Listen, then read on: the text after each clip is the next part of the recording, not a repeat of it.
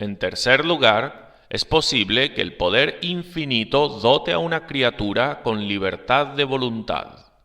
Puede ser suficiente que esto es de una vez probado por los mismos argumentos y en el mismo método como ahora provee el automovimiento o un poder de empezar el movimiento, que es posible, a saber, porque la libertad debe por necesidad estar en la causa suprema, como es ampliamente probado en el noveno encabezado general de este discurso, y por eso no puede ser imposible y contradictorio en la naturaleza de la cosa misma, y porque no implica contradicción suponer que es comunicado, sin no ser más difícil concebirlo que el poder anteriormente mencionado de empezar el movimiento, y porque los argumentos sacados de la experiencia y observación son más fuertes, por un lado de la pregunta que los que surgen meramente por la dificultad de nuestra comprensión de la cosa, pueden serlo por el otro. Pero puesto que como esta es la pregunta de la mayor importancia de todas en asuntos ambos de religión y vida humana, y ambos Spinoza y Mr. Hobbes y sus seguidores lo han negado con mucho ruido y confianza, por tanto me empeñaré en mostrar, más aún, en particular, la debilidad de los principales argumentos por los cuales estos hombres han pretendido demostrar que no puede posiblemente haber tal poder en el hombre como una libertad de la voluntad. Cuanto a la propiedad de los términos, de si la voluntad es propiamente la sede de la libertad o no, no viene ahora al caso de indagar. La pregunta no es dónde está la sede de la libertad, sino si existe en absoluto en el hombre tal poder, como una libertad de elección y de determinar sus propias acciones, o que por el contrario sus acciones sean todas tan necesarias como los movimientos de un reloj. Los argumentos por los que Spinoza y Mr. Hobbes han intentado mantener este lado posterior de la pregunta son todos claramente reducibles a estos dos. Primero, que puesto que cada efecto debe ser producido por alguna causa, por eso, como cada movimiento en un cuerpo debe haber sido causado por el impulso de algún otro cuerpo, y el movimiento de eso por el impulso de un tercero, así cada volición o la determinación de la voluntad del hombre debe ser producida por alguna causa externa, y que del mismo modo ser el efecto de alguna tercera, y en consecuencia que no puede posiblemente haber tal cosa en la naturaleza como la libertad de la voluntad. Segundo, que pensar y todos sus modos, como el querer y similares, son cualidades o afecciones de la materia, y consecuentemente, puesto que es manifiesto que la materia no tiene en sí un poder de empezar el movimiento, o darse así alguna manera de determinación que sea, por eso es evidente del mismo modo que es imposible que haya alguna cosa tal como la libertad de la voluntad. Ahora, a estos argumentos me opongo, y me esforzaré brevemente en demostrar las tres proposiciones siguientes. Primero, que cada efecto no puede posiblemente ser el producto de causas externas, sino que debe por necesidad haber en alguna parte un comienzo de operación, o un poder de actuar, sin ser de manera antecedente actuado, y que este poder puede existir y existe en un hombre. Segundo, que pensar y querer no son, ni pueden serlo, cualidades y afecciones de la materia, y consecuentemente no están incluidas bajo las leyes de la materia.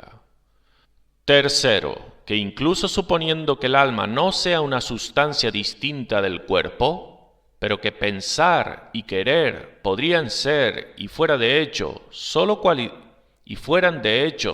cualidades o afecciones de la materia, aún así incluso esto no afectaría en absoluto la pregunta actual, ni probaría que la libertad de la voluntad es imposible.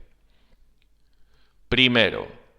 cada efecto no puede posiblemente ser el producto de causas externas, pero debe por necesidad haber en alguna parte un comienzo de operación o un poder de actuar sin ser con antecedencia actuado, y este poder puede estar y está en el hombre. Las varias partes de esta proposición han sido ya probadas en el segundo y noveno encabezado general de este discurso, y en esa parte de este décimo encabezado que respecta a la posibilidad del poder del automovimiento, siendo comunicado a seres creados.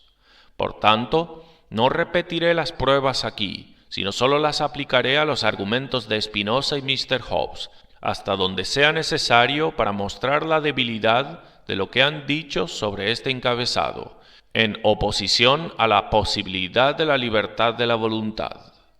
Ahora, la manera de ellos argumentar sobre este encabezado es esta, que cada efecto se debe a alguna causa, y que esa causa debe producir el efecto necesariamente, porque si es una causa suficiente, el efecto no puede sino seguirse, y si no es una causa suficiente, no sería en absoluto una causa de ese efecto. Así, por ejemplo, cualquier cuerpo que sea movido debe ser movido por algún otro cuerpo, que del mismo modo debe ser movido por un tercero, y así por delante sin fin. Que la voluntad, del mismo modo, de cualquier agente voluntario, debe por necesidad ser determinada a alguna causa externa, y no por ningún poder de determinación misma, inherente en sí, y que la causa externa debe ser determinada necesariamente por alguna otra causa, externa a ella, y así por delante sin fin. De todo lo cual evidentemente aparece que todo lo que estos hombres instan en contra de la posibilidad de la libertad se extiende igualmente a todos los otros seres, sin exceptuar al Supremo, al igual que a todos los hombres, y Spinoza en palabras expresas lo confiesa,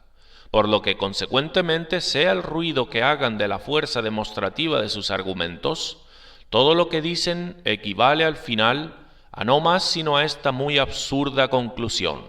que no hay en ninguna parte, ni puede posiblemente haber, ningún principio de movimiento o comienzo de operación en absoluto, sino que cada cosa es causada necesariamente por una cadena eterna de causas y efectos dependientes, sin ningún original independiente. Todos sus argumentos, por tanto, en este encabezado, están ya respondidos en el segundo y noveno encabezado general de este discurso, donde provee que debe por necesidad haber un principio original, independiente y libre de movimiento o acción, y que suponer una sucesión interminable de causas y efectos dependientes, sin ningún principio original o primario, y principio que actúe de sí, es suponer una serie de cosas dependientes desde la eternidad, producidos por nada, lo cual es el mismo absurdo y contradicción, como suponer cosas producidas por nada a cualquier tiempo definido. La habilidad de nada producir cualquier cosa siendo claramente lo mismo en el tiempo o en la eternidad. Y he probado aún más en la parte anterior de este décimo encabezado que el poder de empezar el movimiento no es sólo posible y cierto en sí, sino también posible de ser comunicado a seres finitos, y que realmente está en el hombre. Segundo, pensar y querer ni son ni pueden ser cualidades o afecciones de la materia, y consecuentemente no están concertados bajo las leyes de ella. Que es posible que haya sustancias inmateriales, que la noción no implica una contradicción en sí, ya ha sido mostrado bajo la proposición general actual.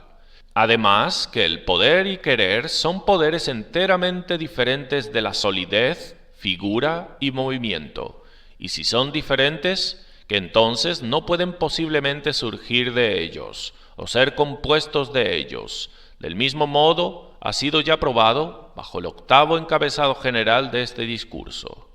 Se sigue, por tanto, que pensar y querer pueden posiblemente ser, mejor dicho, que cierta y necesariamente son facultades o poderes de sustancias inmateriales, viendo que no pueden posiblemente ser cualidades o afecciones de la materia, a no ser que confundamos, como algunos han hecho, las ideas de las cosas, y queramos decir con la materia no lo que la palabra en todos los otros casos significa, una sustancia sólida capaz de división, figura y movimiento, y de las propiedades que sean que puedan surgir de las modificaciones de éstas, sino una sustancia en general capaz de poderes desconocidos o propiedades enteramente diferentes de éstas, y de lo que sea que pueda posiblemente resultar de éstas. Sentido confuso de la palabra, el cual, si fuese supuesto que la materia es capaz de pensar y querer, aún así, en ese sentido, como mostraré luego, no significaría nada en absoluto al propósito y ventaja de nuestros adversarios. Mientras tanto, el gran absurdo de suponer que pensar y querer son cualidades o afecciones de la materia, en el sentido propio y usual de la palabra, puede suficientemente aparecer, sin ningún argumento extraño, por el sinsentido de la propia explicación de Mr. Hobbes de la naturaleza y original de la sensación y conciencia. La causa inmediata de la sensación, él dice, es esta: el objeto o alguna cosa fluyendo de él presiona la parte externa del órgano, y esa presión es comunicada a las partes más internas del órgano, donde, por la resistencia o reacción del órgano, causando una presión hacia afuera contraria a la presión del objeto hacia adentro, es compuesto un fantasma o imagen, fantasma el cual, él dice, que es la sensación misma. Nuevamente, la causa de la sensación, él dice, es un objeto presionando el órgano, presión la cual es por medio de los nervios transmitidos al cerebro, y así al corazón, donde por la resistencia o la contrapresión del corazón hacia afuera es hecha una imagen o fantasma que es la sensación. Ahora, nuevamente, la causa de la sensación, él dice, es un objeto presionando el órgano, presión la cual es por medio de los nervios transmitidos al cerebro, y así al corazón, donde por la resistencia o la contrapresión del corazón hacia afuera es hecha una imagen o fantasma que es la sensación. Ahora, ¿qué hay en todo esto que en la menor medida tienda a explicar o haga inteligible la naturaleza real e interna del sentido o conciencia? El objeto, al comunicar una presión a través del órgano al sensorio, de hecho, cría un fantasma o imagen, es decir, hace una cierta impresión en el cerebro. Pero, ¿en qué consiste el poder de percibir esta impresión y de estar consciente de ella? ¿O qué similitud tiene esta impresión con el sentido mismo, es decir, al pensamiento excitado en la mente? Porque es exactamente lo mismo que lo que tiene un cuadrado al azul, o un triángulo al sonido, o una aguja al sentido del dolor, o el tirar una bola de tenis a la razón y entendimiento de un hombre. De modo que la definición de Mr. Hobbes de la sensación, que es en sí su naturaleza más interna y formal, nada sino el fantasma o imagen hecha en el cerebro por la presión comunicada del objeto, es, en otras palabras, definir el azul como la imagen de un cuadrado, o el sonido la imagen de un triángulo, o el dolor la similitud de una aguja puntiaguda. Aquí lo tergiverso en lo más mínimo, pues él mismo expresamente confiesa que todas las cualidades sensibles, tales como el color, sonido y similares, son en los objetos mismos nada sino movimiento, y porque el movimiento no puede producir nada sino movimiento, como del mismo modo es evidente que la figura y todas sus composiciones posibles no pueden producir nada sino figura, por eso en nosotros también las percepciones de estas cualidades sensibles no son nada sino diferentes movimientos. Si entonces el fantasma, es decir, la imagen del objeto hecha en el cerebro por la figura y movimiento, es, como él dice, la sensación misma, ¿no es la sensación mera figura y movimiento? ¿Y no son todos los absurdos mencionados anteriormente consecuencias inevitables de su opinión? Mr. Hobbes, como he observado en otra parte, parece, de hecho, no haber estado completamente inconsciente de esta dificultad insuperable, pero de manera industriosa se esfuerza en encubrirla de sus lectores e imponérsela por la ambigüedad de la palabra fantasma. Sin embargo, para una reserva, en caso sea demasiado presionado, él nos da una pista, que posiblemente la sensación puede ser algo más, a saber, un poder de percepción o conciencia natural y esencialmente inherente en toda materia, solo que carece de los órganos y memoria de animales para expresar su sensación, y eso, como un hombre, si se supiese que no tiene otro sentido sino la vista, y de tal forma ordenada que sus ojos fueran siempre de manera inamovible fijados sobre un mismo objeto, y que también fuera inmutable y sin la menor variedad. No se podría propiamente decir que tal hombre ve, sino sólo estar debajo de un tipo ininteligible de asombro. Así, todos los cuerpos desorganizados pueden posiblemente tener sensación o percepción, pero porque por falta de órganos no hay variedad en ella, ni tampoco ninguna memoria o medio de expresar esa sensación, por eso para nosotros nos parece como si no tuviesen ninguna tal cosa en absoluto. Esta opinión, digo, Mr. Hobbes menciona como posible, pero lo hace con tal titubeo, desconfianza y ahorro, que muestra claramente que él solo lo quiere decir como un último subterfugio al que recurrir, cuando fuese presionado con los absurdos anteriormente mencionados, inevitablemente consecuentes de la suposición de que la sensación es sólo figura y movimiento. Y de hecho, bien puede ser ahorrado, poder decirlo así,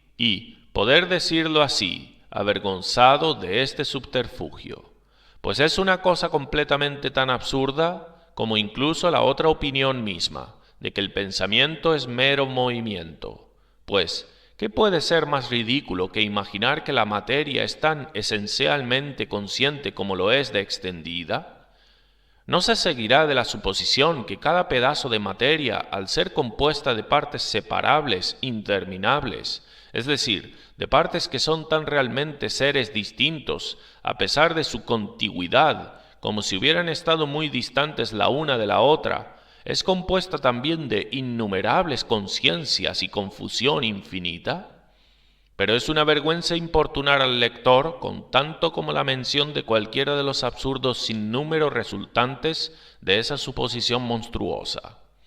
Otros, por tanto, que harían del pensar una afección de la materia, y sin embargo se avergüenzan de usar las formas anteriormente mencionadas, contienden que Dios, por su poder total y supremo, dota ciertos sistemas de materia con una facultad de pensar, según su propio beneplácito. Pero esto también no equivale a nada, aparte del absurdo de suponer que Dios hace una compañía innumerable de seres distintos, tales como son necesariamente las partículas de cada sistema de materia, ser al mismo tiempo un ser individual consciente.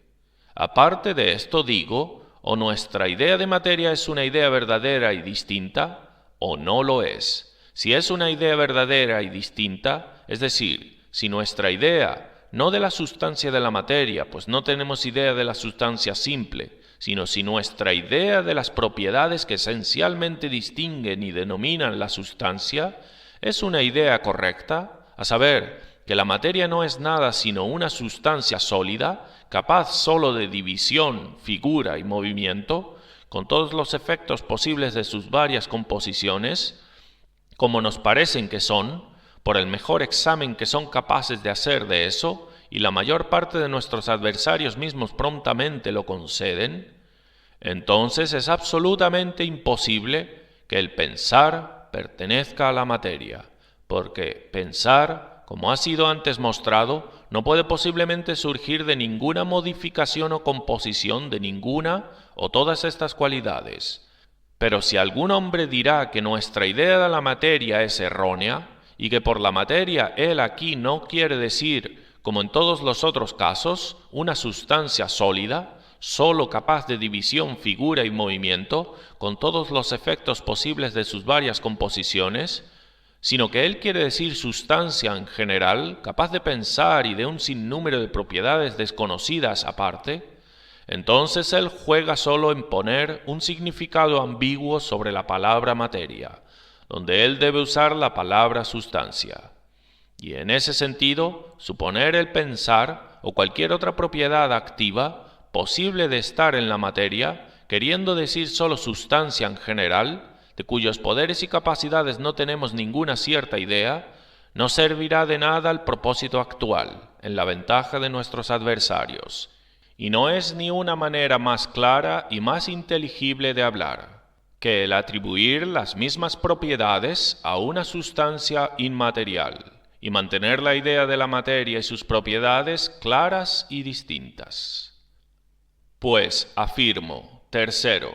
que mismo suponiendo en la manera confusa de estos hombres que el alma no fuese realmente una sustancia distinta del cuerpo, sino que el pensar y el querer podrían ser y fueran de hecho sólo cualidades o afecciones de la materia, aún así incluso esto no afectaría en absoluto la pregunta actual sobre la libertad, ni probaría la libertad de la voluntad como una cosa imposible. Pues ya que ya ha sido demostrado que el pensar y querer no pueden posiblemente ser efectos o composiciones de figura y movimiento, quienquiera que haga del pensar y del querer cualidades o afecciones de la materia, debe suponer que la materia es capaz de ciertas propiedades enteramente diferentes de la figura y movimiento. Y si es capaz de propiedades enteramente diferentes de la figura y movimiento, entonces nunca puede ser probado desde los efectos de figura y movimiento, siendo todos necesarios, que los efectos de otras propiedades totalmente distintas deban del mismo modo ser necesarios.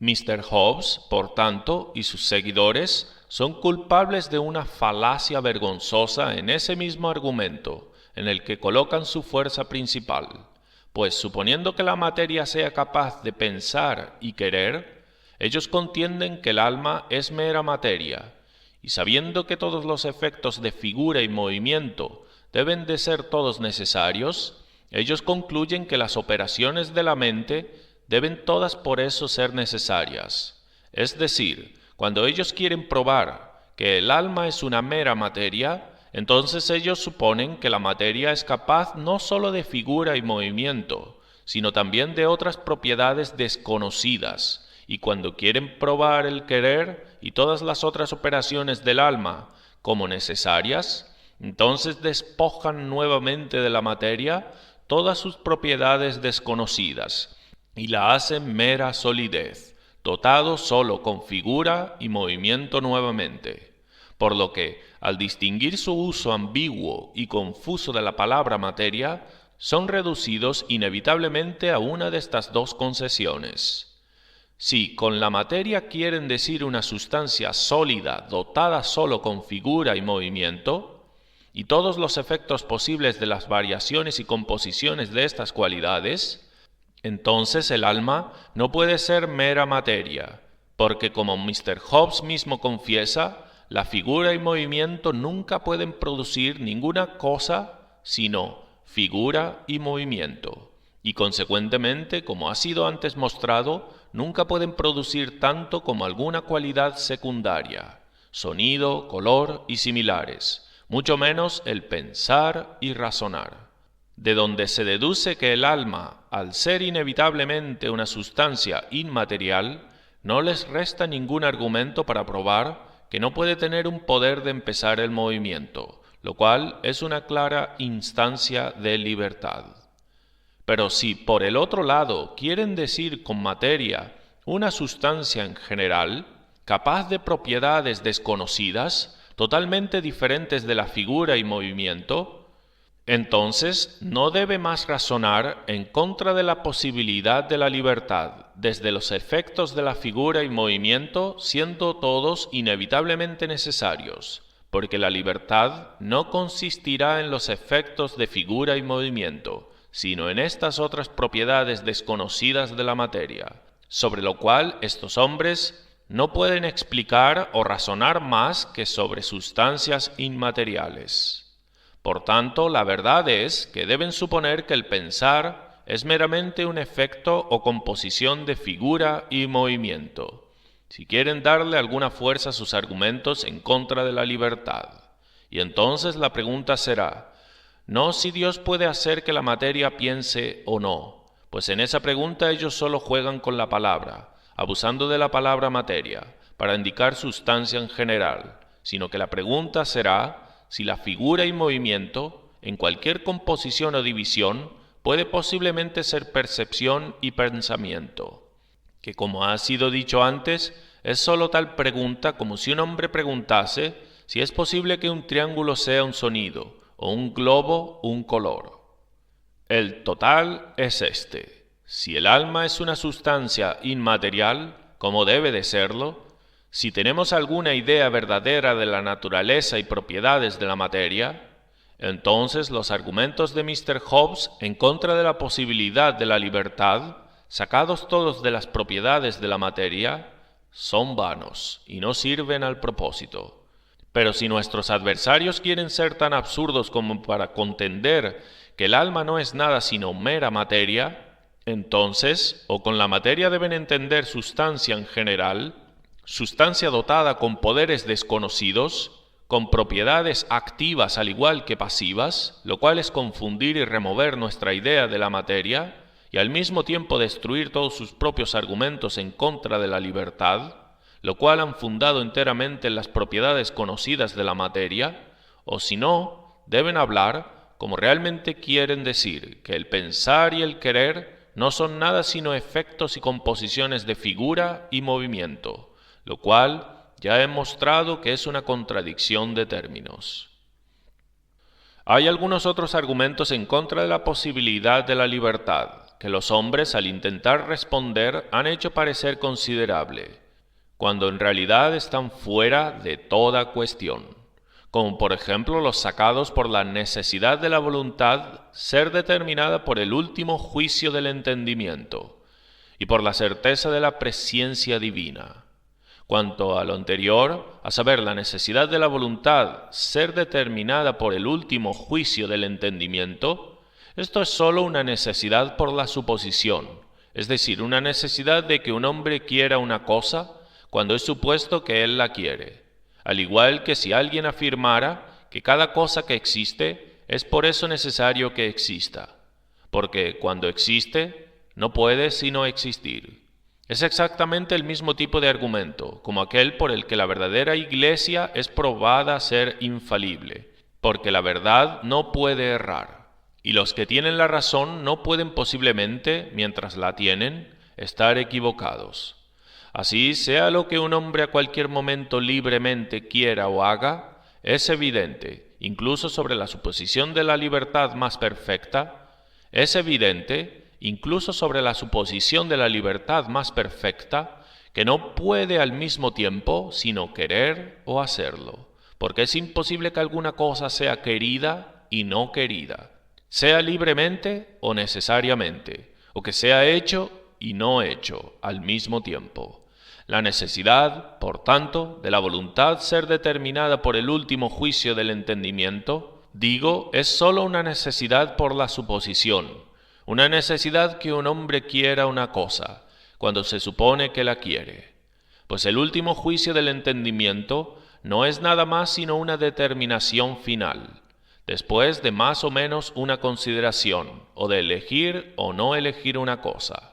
Es decir, es lo mismo que el acto de la volición,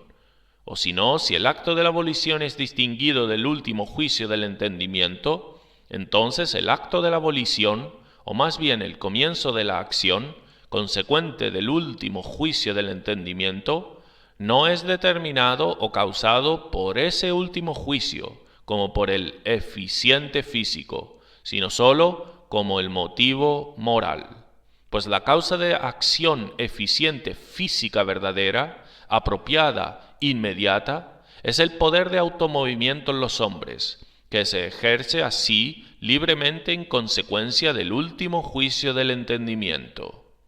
Pero el último juicio del entendimiento no es en sí un eficiente físico, sino meramente un motivo moral, sobre el cual el eficiente físico o poder motriz empieza a actuar. La necesidad, por tanto, por el cual el poder de actuar sigue al juicio del entendimiento, es sólo una necesidad moral,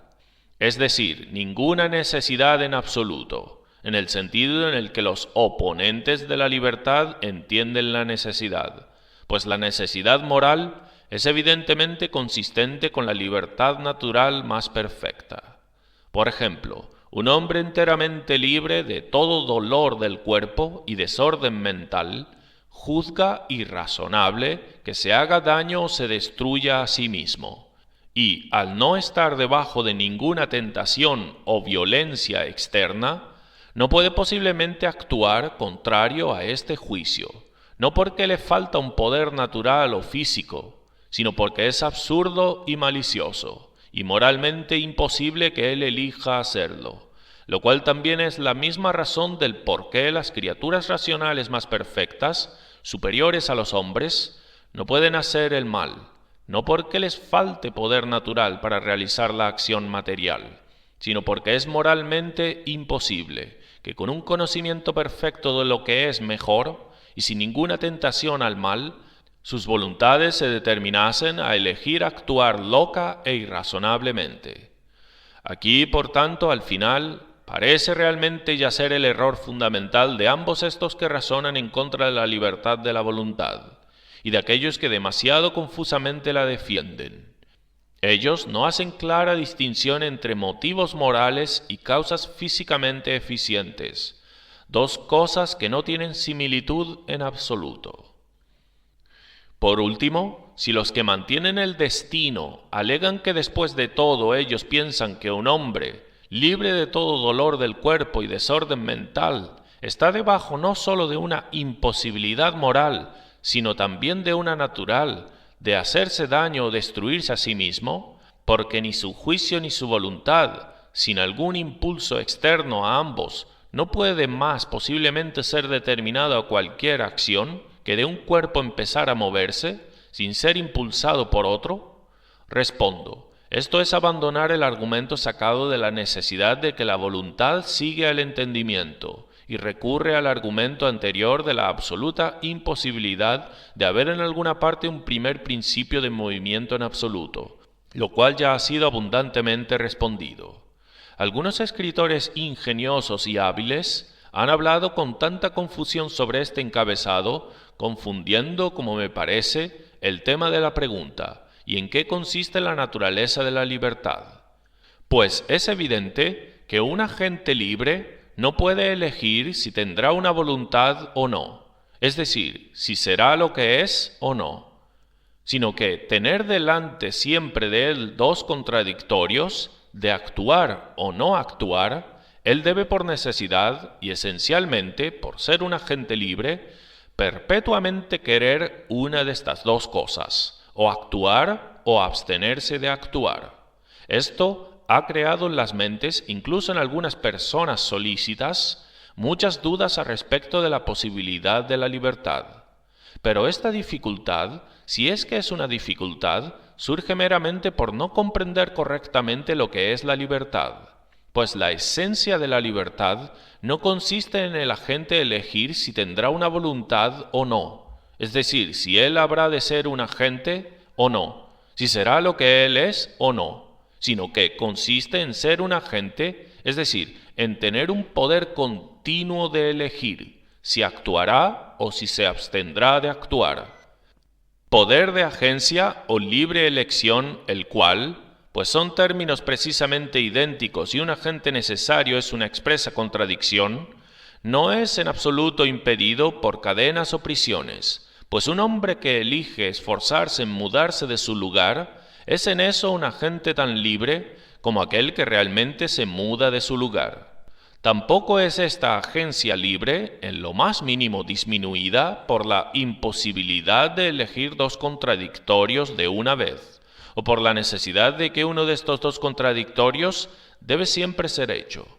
Un hombre que se sienta, sea o no un agente libre, no puede posiblemente sentarse y levantarse al mismo tiempo.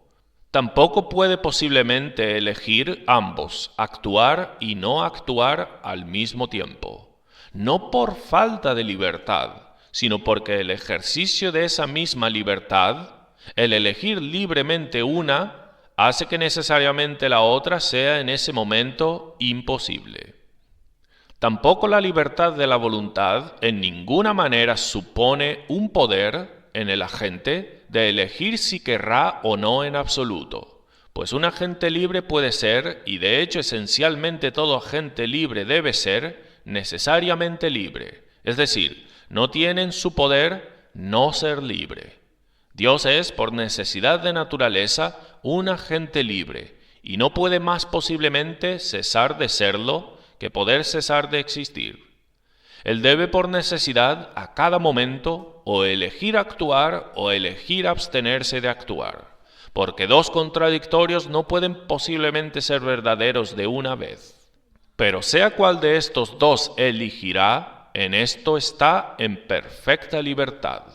Y suponer que no lo es de manera contradictoria suponer que no es la primera causa, sino que es actuado por algún poder superior, de modo que no sea un agente en absoluto. El hombre también es por necesidad, no en la naturaleza de las cosas, sino a través del designio de Dios, un agente libre, y no está de otra manera en su poder el cesar de serlo que por privarlo de vida. Por tanto, la necesidad de continuamente elegir uno de estos dos, o actuar o abstenerse de actuar, necesidad la cual nada sino de lo que un agente libre puede posiblemente ser capaz, pues agentes necesarios, como son llamados, no pueden ni elegir actuar ni abstenerse de actuar, de hecho, ni son agentes en absoluto. La necesidad, digo, de continuamente elegir uno de los dos, o de actuar o abstenerse de actuar, no es inconsistente, ni es un argumento en contra de la libertad, sino que es la misma esencia de la libertad. El otro argumento que dije que también ha sido instado frecuentemente en contra de la posibilidad de la libertad es la certeza de la presciencia divina. Pero esto también va más allá de la pregunta, pues si no hay otros argumentos por los que puede ser probado de manera antecedente que todas las acciones son necesarias, es cierto que nunca puede demostrarse que se sigue de la presencia solo, de que deben de serlo.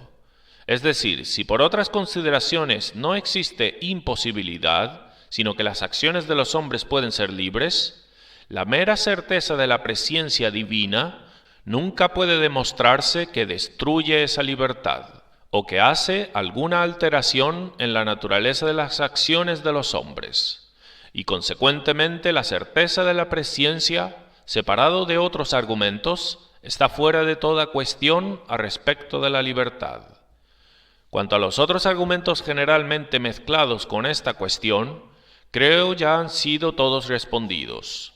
Y ahora que la mera certeza de la presciencia, si por otras consideraciones no existe imposibilidad que las acciones de los hombres sean libres, nunca puede demostrarse que destruye esa libertad, es muy evidente, pues la mera presciencia no tiene ninguna influencia en cualquier respecto, ni afecta en ninguna medida la manera de la existencia de nada.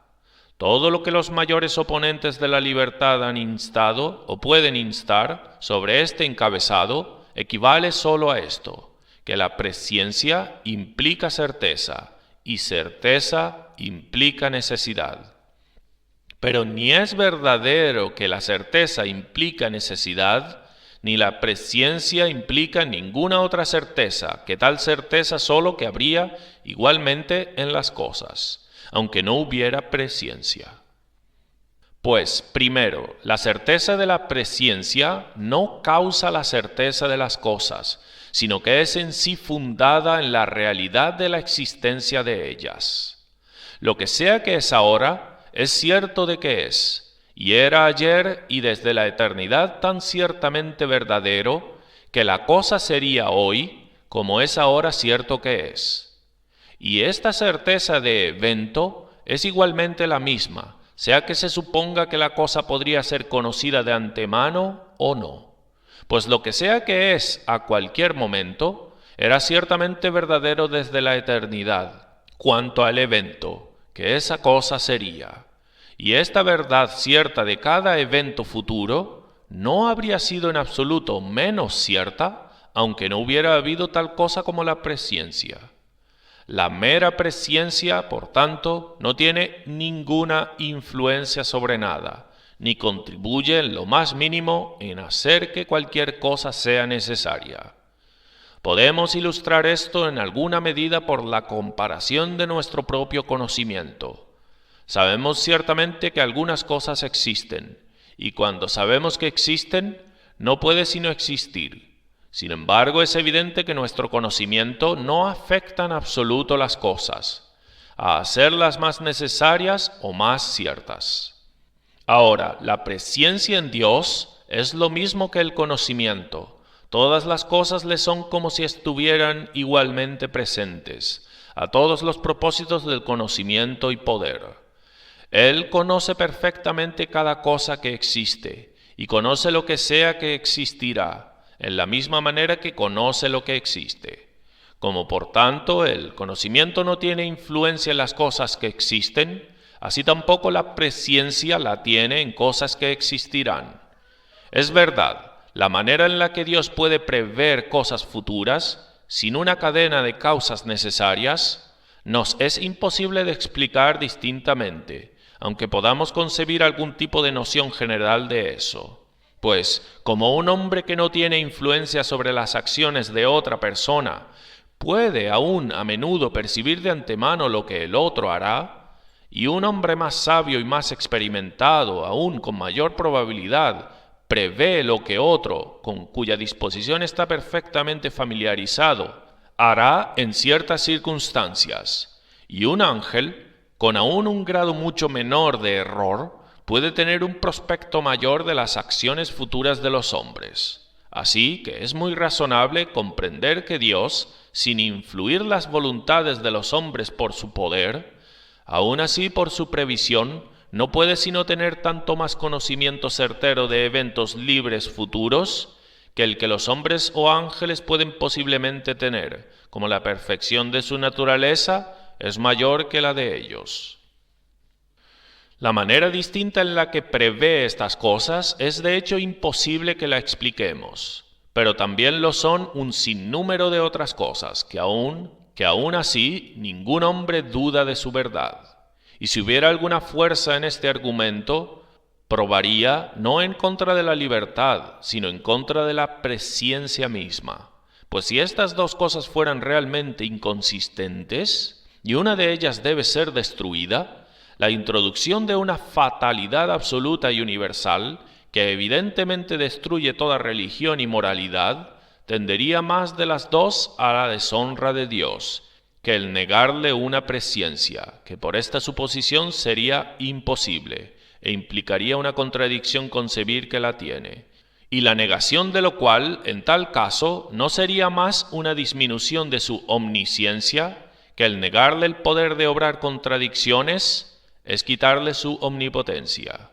Pero el caso no es este, pues aunque no podamos de hecho clara y distintamente explicar la manera en que Dios prevé las acciones de agentes libres, aún así sabemos que la mera presciencia de cualquier acción, que por todas las otras consideraciones serían libres, no puede alterar o disminuir esa libertad, siendo evidente que la presciencia no añade ninguna otra certeza a nada, más que la que igualmente habría, aunque no hubiera presciencia. Por tanto, a no ser que de manera antecedente estemos ciertos de que nada puede posiblemente ser libre, y esa libertad sea en sí una noción absolutamente inconsistente y contradictoria, como he mostrado que no es, la mera presciencia, que no hace ninguna alteración en absoluto en nada, no será en ninguna manera inconsistente con la libertad, por mucha dificultad que pueda haber en comprender la manera de tal presciencia. Pues si la libertad es en sí misma posible, la mera previsión de una acción libre antes que es hecha no es nada diferente, a cualquier propósito en la cuestión presente, de un simple conocimiento de la acción, cuando es hecha. Estos dos tipos de conocimiento, implicando claramente una certeza solo del evento, que sería lo mismo aunque no hubiese tal conocimiento, y no una necesidad de la cosa. Pues, segundo, como la presciencia no implica otra certeza sino tal que la que habría igualmente en las cosas, aunque no hubiese ninguna presciencia, así tampoco esta certeza del evento en ningún tipo implica necesidad, pues deja que un fatalista suponga lo que aún no concede, que había en el hombre, como afirmamos, un poder de empezar el movimiento, es decir, de actuar libremente, y deja que suponga además, si le agrada, que esas acciones no podrían posiblemente ser preconocidas. Aún así no habría, a pesar de esta suposición en la naturaleza de las cosas, la misma certeza del evento en cada una de las acciones del hombre, que si hubiesen sido tan fatales y necesarias como nunca. Por ejemplo, supongamos el hombre, por un principio interno de movimiento y una absoluta libertad de la voluntad, sin ninguna causa externa o impulso en absoluto, que hace alguna acción particular hoy, y supongamos que no era posible que esta acción hubiese sido prevista ayer, ¿no habría aún así la misma certeza del evento que la que habría si hubiera sido prevista? Es decir, a pesar de la supuesta libertad, ¿no habría una verdad tan cierta ayer y desde la eternidad de que esta acción era un evento para realizarse hoy, aunque fuera supuesto que era imposible que hubiera sido preconocida, como ahora es una verdad cierta e infalible de que es realizada? La mera certeza del evento, por tanto, en ninguna medida implica necesidad, y consecuentemente la presciencia, por muy difícil que sea explicada cuanto a su forma, aún así, ya que es manifiesto que no implica otra certeza sino sólo esa certeza del evento que la cosa igualmente tiene sin ser preconocida, es evidente que tampoco implica necesidad. Y ahora, habiendo suficientemente probado tanto la posibilidad y la real existencia de la libertad, por lo que ha sido dicho en este encabezado, sacaré sólo esta única inferencia, que en esto somos capaces de responder esa cuestión antigua y grande. ¿Cuál es la causa y origen del mal? Pues la libertad, implicando un poder natural de hacer el mal, al igual que el bien, y la naturaleza imperfecta de seres finitos haciendo posible que ellos abusen de su libertad a una comisión real del mal, y siendo necesario para el orden y belleza del conjunto y para la demostración de la sabiduría infinita del Creador, de que deban haber diferentes y varios grados de criaturas, de lo cual consecuentemente algunas deben ser menos perfectas que otras, de ahí que necesariamente surja una posibilidad del mal, a pesar de que el Creador sea infinitamente bueno. En síntesis, todo lo que llamamos mal es o un mal de imperfección, como la carencia de ciertas facultades y excelencias que otras criaturas tienen,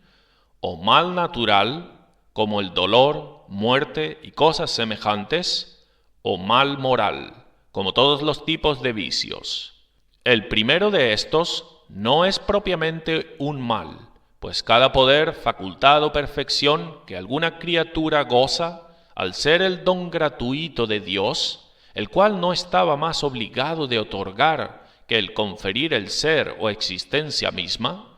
es claro que la carencia de cualquier cierta facultad o perfección en cualquier tipo de criaturas, que nunca les pertenecía a su naturaleza,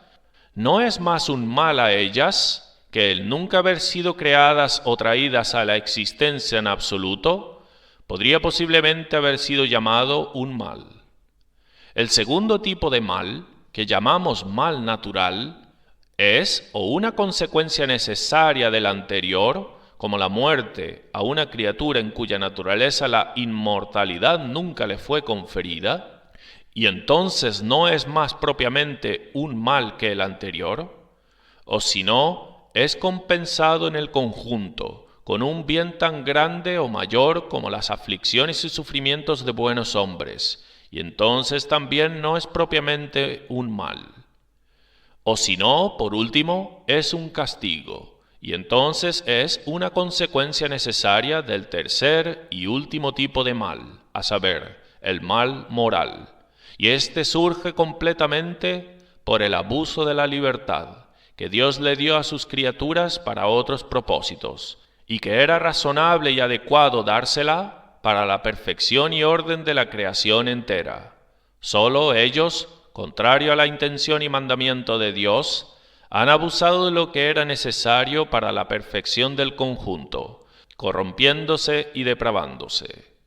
Y así todos los tipos de males han entrado en el mundo, sin ninguna disminución de la bondad infinita del Creador y Gobernador.